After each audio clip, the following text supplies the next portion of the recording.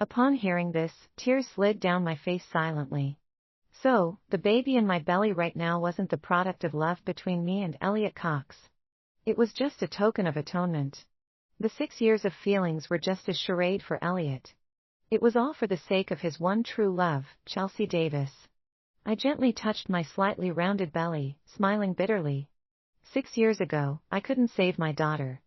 Now, I didn't want to continue this doomed entanglement either.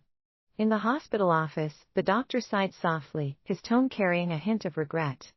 All right, Mr. Cox. But is this really worth it? Chelsea is already married. You should move on with your life. After all, Ms. Baxter loves you so much. She's a good woman. Elliot just paused for a moment before replying with conviction, why wouldn't it be worth it? I don't care about titles or labels. As long as I can stay by Chelsea's side, that's good enough for me. She can love whoever she wants. I just want her to be healthy and happy. As for Holly. Yes, she's wonderful.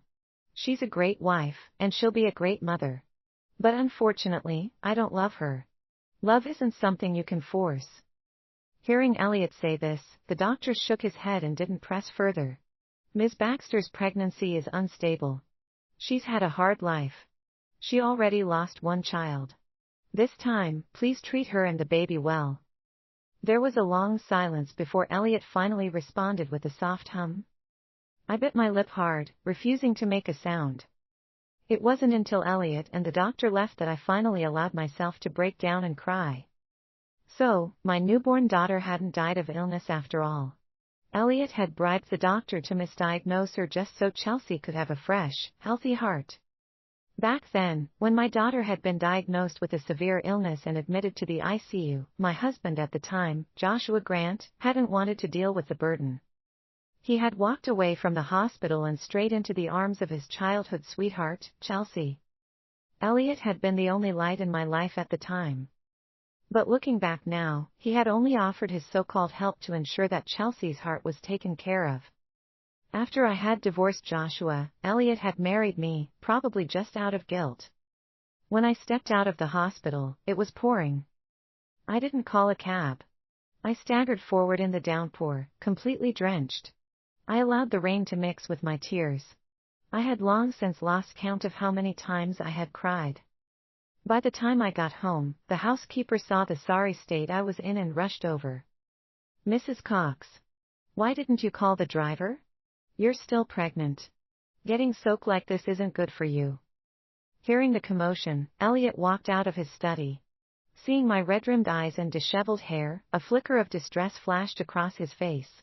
He put down his mug of coffee and scooped me up in his arms. His voice carried a hint of reproach as he said, "You're about to be a mother. How can you still be this reckless? What if you catch a cold? Worse yet, what if something happens to the baby? I don't even know what to say to you." I glanced at him and murmured under my breath, "Elliot, I've been a mother before. I don't need you to teach me. If the baby dies, then so be it. It's not like I haven't lost a child before." Elliot's steps faltered. He frowned tightly but, in the end, said nothing. The bathtub had already been filled with hot water. Elliot moved to help me undress, but I pushed him away. He looked at me suspiciously as if wondering why I was acting so differently. After a long standoff, he finally left the bathroom. I scrubbed myself over and over again with body wash, trying to wash away every last trace of Elliot's presence from my skin. By the time I returned to the bedroom, Elliot was already fast asleep. Looking at the side profile of the man I had spent years with, I felt nothing but unfamiliarity. In his sleep, Elliot reached for my hand. "Don't go. Stay with me forever. Chelsea." His face was filled with endless affection and dependence, an expression he had never once shown me. The next second, Elliot's phone lit up. It was a message from a contact saved as Princess Chelsea. I tried unlocking his phone a few times, but none of the passwords worked. I tried my birthday, Elliot's birthday, and even Chelsea's birthday, but none of them did the trick. I had one attempt left. I entered the date of my daughter's death. Unexpectedly, it worked. How could I have forgotten? The day my daughter had died was also the day Chelsea had been given a second chance at life with my daughter's heart. So, that was how Elliot had been quietly loving Chelsea all along. The chat showed that Chelsea had sent a few photos. In them, her smile was brighter than the spring sun. She clung to Elliot's side like a child, and though Elliot's posture was a little stiff, he still made a heart sign with her. Elliot, it's always more fun going to the amusement park with you. Joshua is way too boring. You promised to take me for a photo shoot tomorrow. Don't bail on me. Love you. Elliot and Chelsea looked just like a couple in their honeymoon phase. Meanwhile, I felt like a fool, peeking into someone else's happiness. Something occurred to me then. Tomorrow was the day Elliot had promised to go with me to my prenatal checkup. So, which one mattered more? Our child or the woman he loved? I stayed awake the entire night. I was betting on him. If Elliot chose to go to the appointment with me tomorrow, I would give him one last chance for the sake of the new life growing in my belly. The next morning, Elliot was up early, getting ready to leave. His face was lit with excitement. Just as he was about to step out the door, I grabbed the corner of his shirt. Elliot, where are you going? Didn't you promise to come with me for my checkup? The smile on Elliot's face faded. He hesitated for a long moment before gently patting my hand. Holly, I'm sorry. I have a really important meeting today. I won't be able to go with you to the hospital. You're always so understanding. I know you'll support your husband while he's hard at work, right? Besides, you said it yourself yesterday. You've been through childbirth before. You don't need me there. Everything will go smoothly. I kept my head down and didn't say a word. Elliot smiled and pressed a kiss to my forehead. Be good, all right? I'll bring you back a gift. With that, he walked away without looking back. Watching his retreating figure, I finally gave up for good. I checked the latest flights to Norbury and called my best friend, Roxanne Bilberry. The flight was scheduled for the night after tomorrow. Once I got to Norbury, I would say goodbye to everything here forever. I put on a light layer of makeup to make myself look less worn out. Then, I went to the best law firm in the city for a consultation about the divorce process and to investigate my daughter's wrongful death due to medical misdiagnosis. The lawyer quickly drafted the divorce papers. But if I wanted to hold Elliot and Chelsea accountable, I needed more evidence. That evening, I personally prepared a candlelit dinner and opened 2 bottles of Elliot's prized red wine. When Elliot walked in and saw me sitting quietly at the dining table, he froze for a moment, then smiled knowingly. Holly, you should let the housekeeper handle this. You're my wife. You're meant to live a life of luxury, not do these things yourself. He smiled and pulled me into his arms. We were so close that I could catch a whiff of the floral, sweet scent of perfume on him, one that unmistakably belonged to another woman.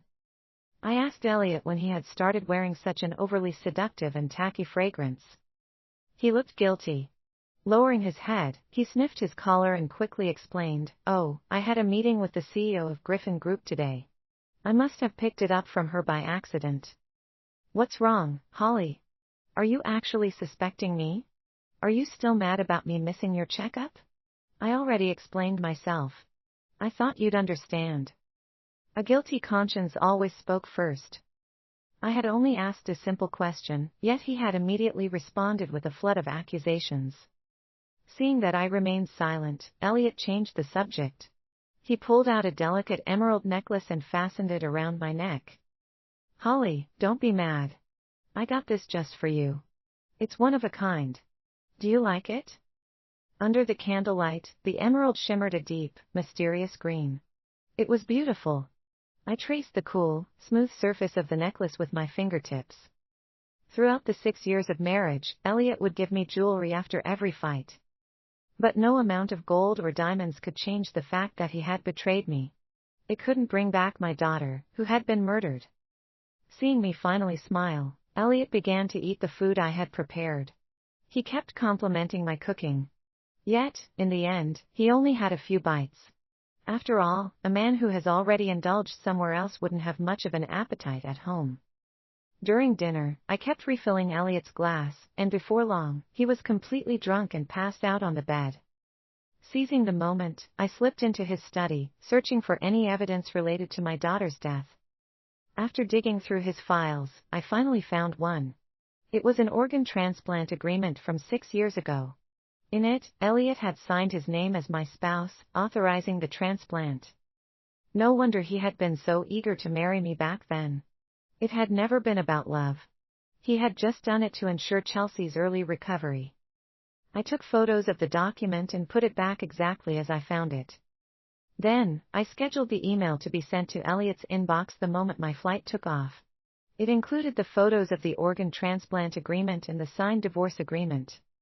Once I left, he would wake up to the truth, and I would be gone. The next morning, I was woken up by Elliot. As usual, he had already squeezed toothpaste onto my brush for me and was even clumsily trying to make breakfast in the kitchen. While I was brushing my teeth, he wrapped his arms around my waist from behind and said softly, "Holly, it was my fault. How could I let you go to such an important checkup alone? Let me make it up to you today. I'll go with you, okay?" Before I could respond, he ruffled my hair and flashed an innocent, boyish smile at me. As I watched him move around the kitchen, a bitter ache welled up inside me. Elliot was always so hot and cold. I had been with him for 6 years, yet only now did I realize that I had never truly known him. But it didn't matter now. I didn't love him any longer, and I didn't need to understand him anymore, either. When we arrived at the hospital, Chelsea was there too. She was visiting the dermatology department. As a top actress, she was instantly surrounded by fans wherever she went. From a distance, I could already hear their excited chatter. Poor Chelsea. She just recovered from a serious illness a few years ago, and now she has to come back to the hospital again. Don't worry, she'll be fine. This is the best hospital in the city. Besides, Elliot practically owns this hospital. And he's Chelsea's rumored boyfriend, her biggest supporter. He'll do whatever it takes to take care of her. Wow, a famous actress and a powerful CEO. Sounds like a perfect match. The next moment, Chelsea's eyes locked onto Elliot's figure in the crowd. She called out his name excitedly. The fans turned to look at us. Chelsea ran straight toward Elliot, wrapping her arms around his in an affectionate embrace. "Elliot, it's all your fault for insisting we eat king crab last night. Now, I have an allergic reaction. So, are you here today just to take care of me? If that's the case, I guess I can forgive you." Elliot glanced at me, then back at Chelsea. In the end, he simply smiled and nodded at her. The crowd around us practically swooned over their interaction. I knew then that Elliot was going to abandon me again. I locked eyes with him, my voice steady and deliberate. "Elliot, didn't you say you were coming with me to my checkup?" The onlookers gasped at the unexpected revelation. A flicker of hesitation flashed through Elliot's eyes, and for a second, he looked like he might step toward me. However, Chelsea quickly pulled him back. The sweetness in her expression was gone, replaced by cold arrogance and smugness. "Elliot, isn't she just your housekeeper? You've already done enough by driving her to the hospital. There's no need to accompany her inside. If people see you with her, they might think that the baby is yours. That wouldn't just hurt your reputation, it could damage the company's image, too." At her words, the crowd seemed to come to a realization. Their gazes shifted toward me, now filled with disdain. Elliot opened his mouth slightly as if to say something, but in the end, he didn't defend me at all. He simply let Chelsea lead him away, leaving me standing there alone. It didn't take long before a fan recorded the entire scene and posted it online, where it quickly went viral. The comments were ruthless. "Looks like Mr. Cox isn't just wealthy. He's also kind and responsible. He even treats his housekeeper with such care. I knew it. There's no way Elliot would be interested in a woman like her. Did you see that old hag trying to copy Chelsea by wearing an emerald necklace? Hilarious. That emerald necklace is our company's newest exclusive release. There's only one in the world, and Mr. Cox personally instructed me to deliver it to Chelsea's house. Mr. Cox is such a romantic. Every gift he gives Chelsea is one of a kind. She's so lucky." I closed the app, ignoring the comments. I lay on the operating table, staring at the ceiling as dizziness washed over me. The doctor confirmed once more. "Ms. Baxter, are you absolutely sure you want to terminate the pregnancy?" I closed my eyes and nodded firmly. Even though they had given me a full dose of anesthesia, I could still feel the pain. It was an excruciating, soul-crushing pain. The tears I had held back for so long finally spilled over. After the procedure, I instructed the doctor to keep the fetus remains. I wanted it to be handed over to Elliot after I left. As I stepped out of the hospital, I got into a cab and headed for the airport.